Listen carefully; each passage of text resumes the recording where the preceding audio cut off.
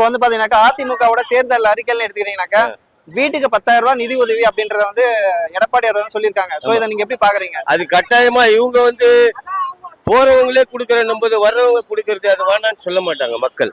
Okay, கடன் வாங்கி கொடுக்கறவங்க வேற, அவர் கடன் வாங்கி கொடுக்க மாட்டார், மக்களுக்காக கொடுக்கறேன்னு சொல்லியிருக்காரு. அது வந்த உடனே எல்லாருக்கும் பண்ணுவார்.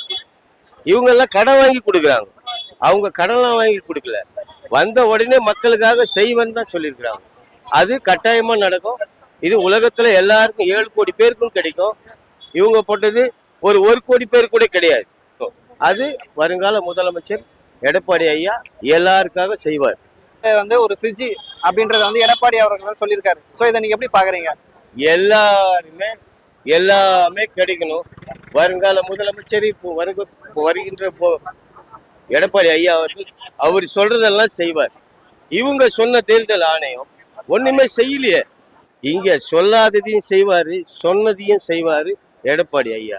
சரிங்கண்ணா, இப்போ வந்து ஐயா எடப்பாடி அவர்கள் வந்து என்ன சொல்லியிருக்காங்கன்னாக்க ஆண்களுக்கும் வந்து இலவச பேருந்து பயணம் அப்படின்றத வந்து அறிமுகப்படுத்தியிருக்காரு. இதை நீங்க எப்படி பாக்குறீங்க? அதுவும் நல்ல விஷயம். கட்டாயமா நீ பெண்களுக்கு நீ சொன்ன, பெண்கள் எல்லாம் ரொம்ப வருத்தப்படுறாங்க, வண்டியே வரமாட்டுது, பெண்களுக்காக சொன்ன ஆட்டோ காருக்கு பஸ்ஸுக்கு நாங்க காத்துக்கிறேன்றாங்க. இவரு சொன்னது ஒரு நல்ல விஷயம் தானே. இதுவரையிலும் பஸ் வந்து நஷ்டத்தில் தானே ஓடுது, லாபமே இல்லையே. அப்ப அவர் சொன்னது நல்லா ஏத்துக்கிறது பாயிண்ட் தானே. மக்களுக்காக செய்யட்டுங்க. இவங்க எல்லாம் குடும்பத்துக்காக செய்யறாங்க, அவரு மக்களுக்காக செய்யறாரு. இதான் விஷயம்.